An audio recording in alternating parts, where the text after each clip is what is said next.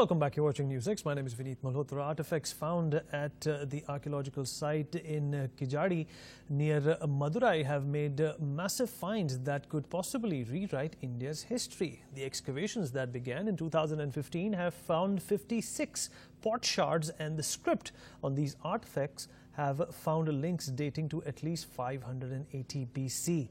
This could prove that the Tamil golden era was even older than the Sangam, which dated back to 300 BC. The report published by the Tamil Nadu Archaeological Department has also matched these graffitis with the Indus Harappan script and found similarities between them. If true, this would mean that the Tamil language roots are as old as 2500 BC, busting the myth of the Aryan invasion. This is huge, as an indication that India was one of the ancient people and that both Harappans and Dravidians belonged to the Indian race.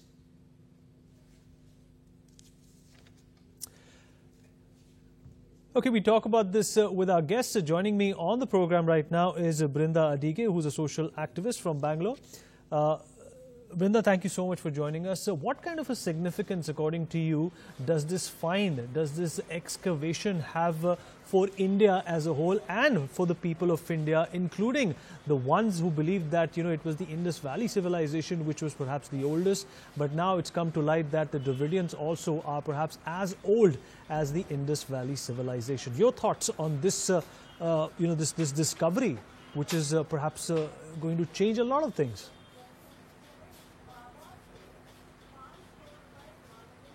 First and foremost, I think we would be telling the world that this entire excavation and the archaeological as well as the anthropological history that has now come out, and there is scientific proof, is that India is one of the leading countries, we must say, when we are talking of early civilization. And we are not talking of a civilization that is simply, prehistoric, people were farming or people were living in homes and there was a drainage system. But we are talking of very, very sophisticated, advanced and developed lifestyles that the people of this particular civilization have had. This also tells us that, like you mentioned, this whole thing of Aryans and Aryan invasion, and that there was somebody who was supposedly a superior race, a superior caste, is something that is going to get negated.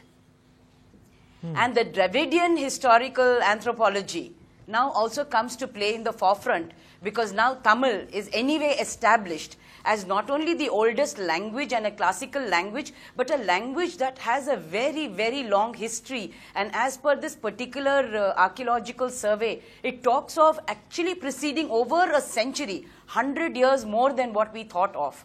And I think that is an issue of pride, to talk about our rich heritage, our rich culture, and a very, very developed and advanced, what should I call ourselves, a civilization. Right. And Brinda, one more question for you. Very recently there was this debate, or rather this commotion about Hindi being declared or, being preferred as the national language all across the country. And there was a lot of resistance from, Tamil Nadu as well as Karnataka as well. My question to you is, what does this find? Or does it have any effect, if any, on, this particular debate that has been going on, according to you? Or is it just a coincidence that, that this find has come about at the same time while this controversy of sorts was in place?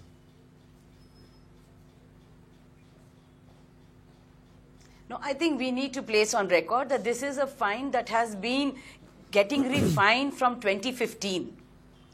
And it is not something that just came up yesterday or last month. Okay. And the entire, again, issue of the language, that Hindi is something that will bind everybody, that should become a national language, I think is very petty politics. We can't really have this kind of politics at all. Right, absolutely. And we reiterate now that when we have a history that precedes so many years more, you can't really continue on one particular language to so-called bind all of us. We are already bound. In our diversity, we are bound. In our rich culture and heritage, in our ethos, we are bound. This Hindi debate and Hindi hegemony, that I would like to call it, is just the politics of everything. Right. And I'm sure people, whether it is the Tamil speaking or the Kannada speaking or the Telugu speaking, are not going to go in for this kind of a petty politics. Not going to go for this kind of a petty politics. Raman Malik of the BJP also joins us, and with me in the studio is Professor Kapil Kumar, a historian. Mr. Malik, let me come to you first. Now, this discovery which has been made very recently and for which work was going on since 2015, in fact is remarkable in the sense that, the Aryan culture or the Aryan superiority which has been talked about for so long, it kind of busts that myth. What, according to you, is the significance of this discovery that has been made recently? And it also establishes India once again as one of the oldest civilizations which had scripts, which was intelligent, which had a lot of systems in place even 5,000 years ago. I believe, let's kind of answer them in two folds. Number one, any civilizational evidences that we get only emphasizes something which the so-called pseudo-intellect and pseudo-intelligentsia of this nation was doubting. These were the very same people who had problems in accepting that Bhagwan Ram existed. I, for one, can tell you that various researches, various things have shown that the nakshatras stated in the Ramayana of Tulsidas Ramayana have very clearly told what was where. And according to that, when not just Indian agencies or astronomers, but astronomers outside India and even to the extent of NASA, when they calculated all those things and did their research, it came out to be some 7,000 year old. Now today, if you start talking about this, I can also give you another find which has come in Haryana some a week or 10 days back, where it shows around almost 2,700, 2,800 years back, or maybe more than that. So my point is not discrediting anything, or neither I am talking about North-South divide. I am talking about the very fact, because North-South divide serves a particular kind of people. This Dravidian Aryan culture and the fight is Macaulay is giving, it is never a proven historical fact. So the people were there, you cannot mix the two, number one. Number two, as far as the linguistic issue is concerned, one must understand that a large chunk of people, whether they are in North India, South India, West India or East India, they understand and are able to communicate in Hindi to a large extent. If you start looking at this population, it is a big one. Nobody is trying to impose Hindi as your main language. Sure. But it is a communicative language. Like the way we are right now on your channel, we are talking in English. Is English an indigenous language? No. It is just a communicative language. Right. So what is the problem in having one easily communicative language which covers more than 70-75% as of today? What is the problem in that? Right. There should be no problem. But yes, there is a problem for those whose very existence is based on divisive politics, and this divisive politics people or the activists and the fundamentalists and the gangs can never be happy with a united nation. Absolutely. And Professor Kapil Kumar, coming to you, it was always, this perceived thought that when the Indus Valley civilization declined, a lot of those people, rather most of those people, moved eastward or southward. And this excavation has in fact given, some sort of a substantiation to that claim as well. You see, firstly, this whole thing, I refuse to call it Indus Valley civilization.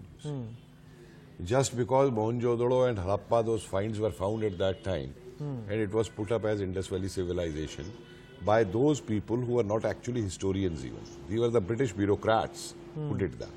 And archaeology and history have developed a lot from those periods which were 100 years back and today.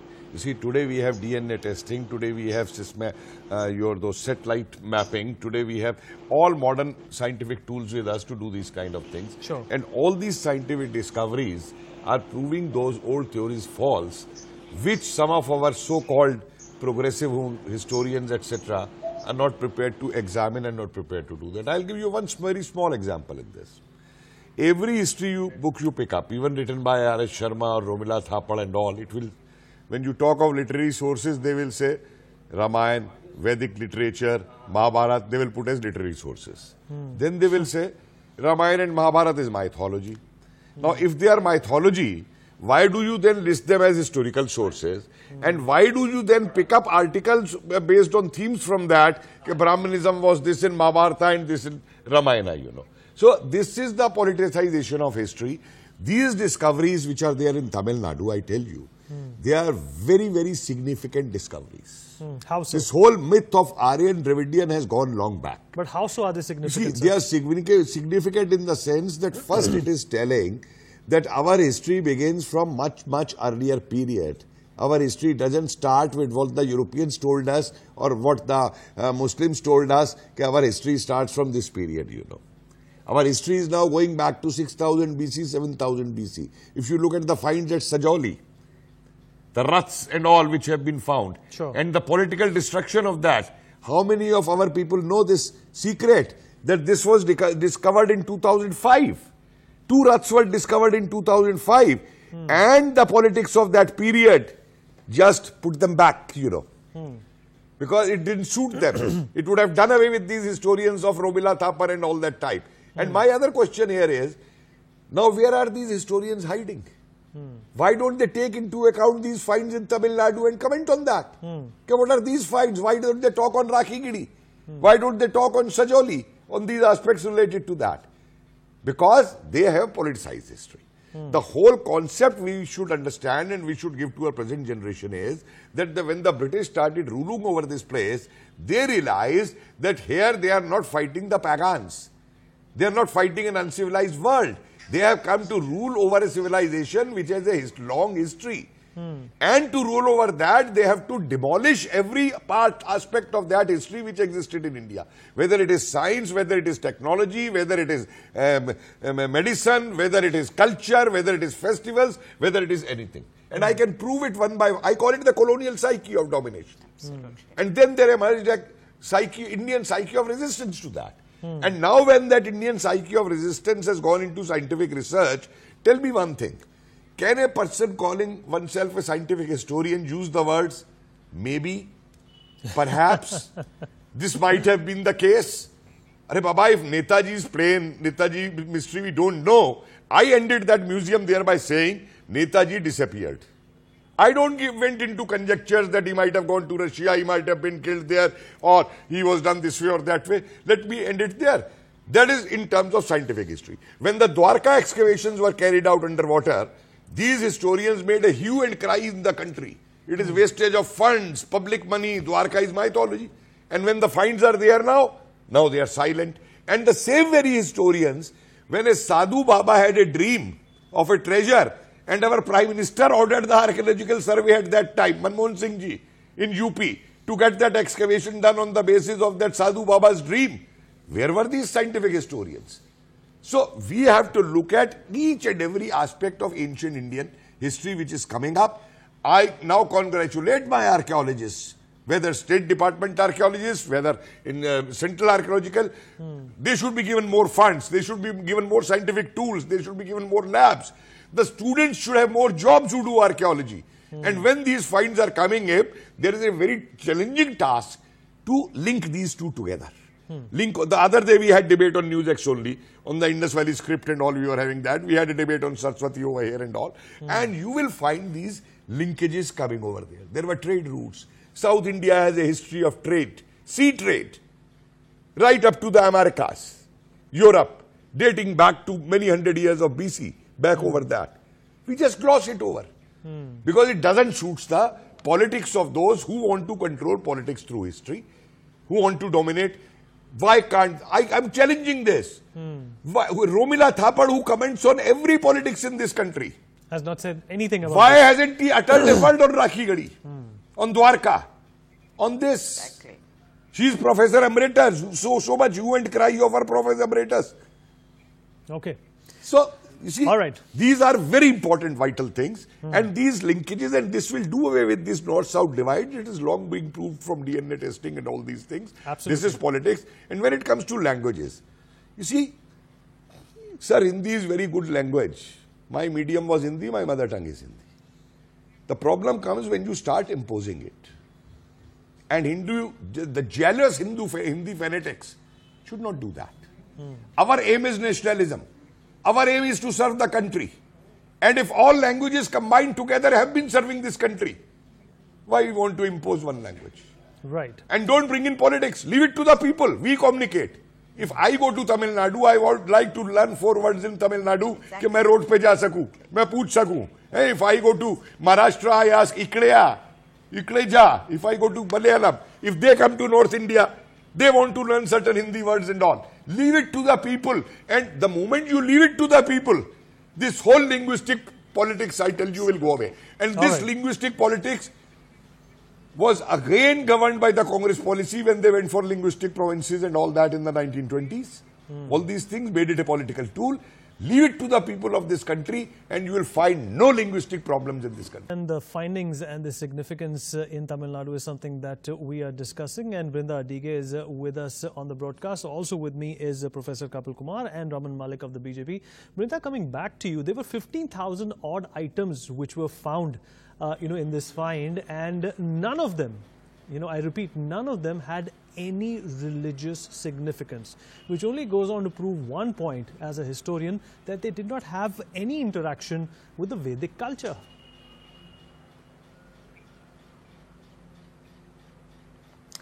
Absolutely. So we need to rewrite that part of the history. Absolutely. That somebody decided that they are the victorious winners, and they will now write the history how they want it, so that it suits their thought processes, suits their attitudes, and suits that kind of a climate that would be built to control people. Nobody will deny that we are a land of spirituality. Nobody can deny that.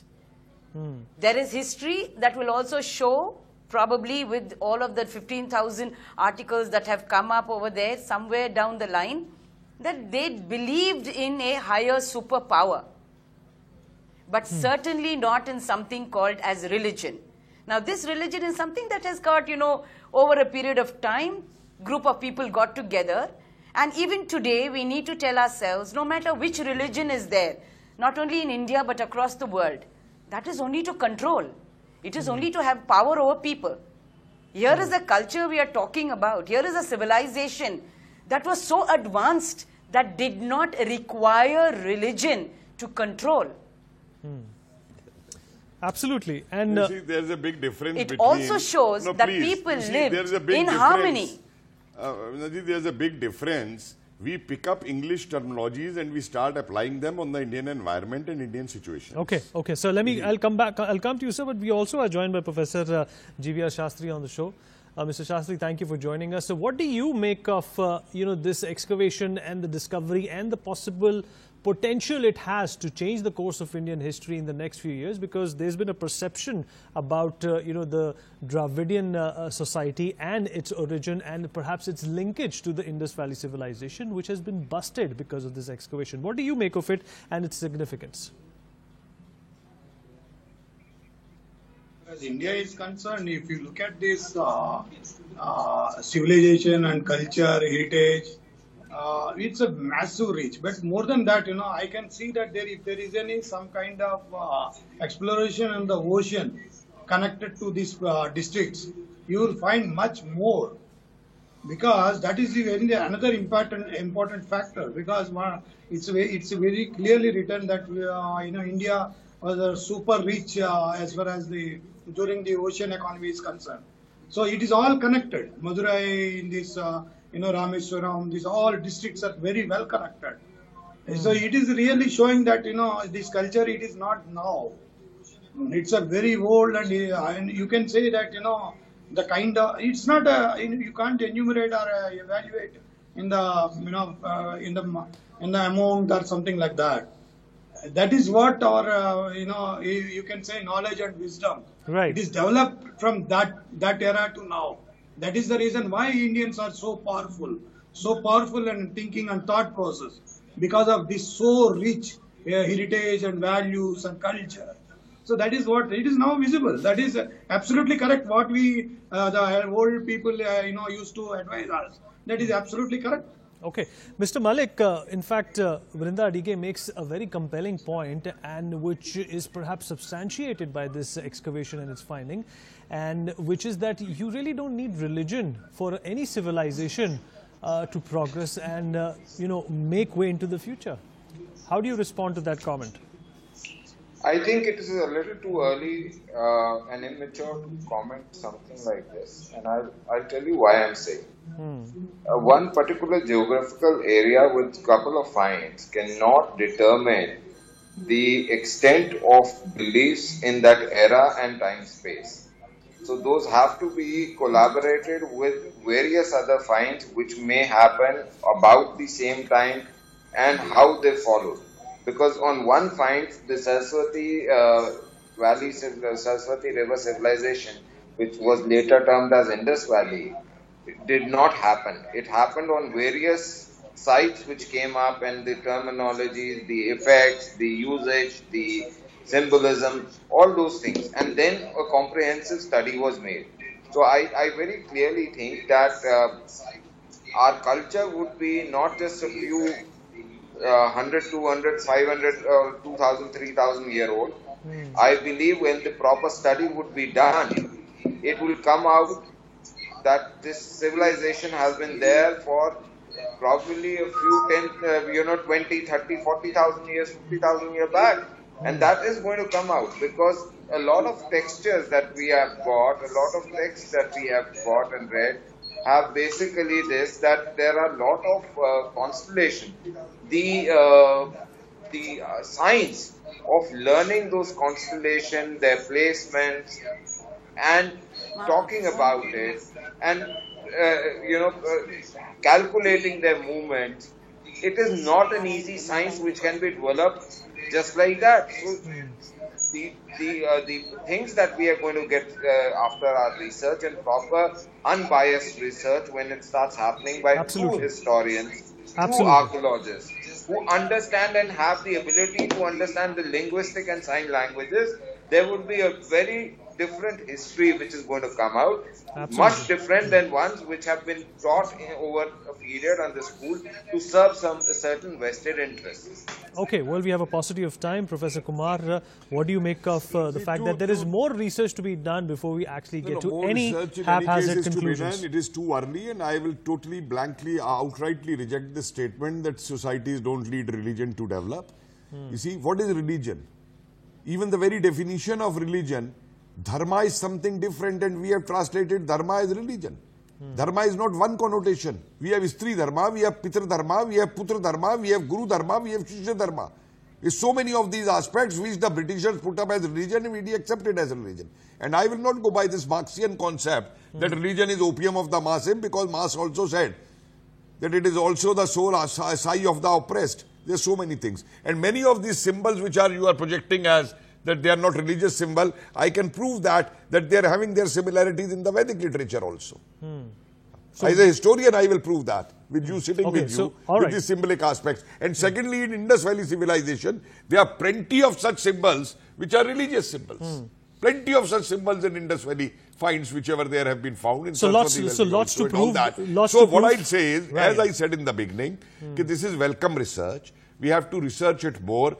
And my request will be, please don't jump on conclusions like this. Don't jump to conclusions. Otherwise, these will be the same connotations with the colonial historians. We have a paucity of time, sir. We have to more research, we have to look more into things and then come to conclusions. Absolutely. Nobody's jumping to conclusions, and we need more research, we need more insights, and we perhaps need more objectivity when it comes to, in fact, concluding anything related to these excavations and these findings. I'd like to thank all my guests for being a part of this very immersive and articulate show. That's all we have. Keep watching NewsX for more news and updates. Thank you.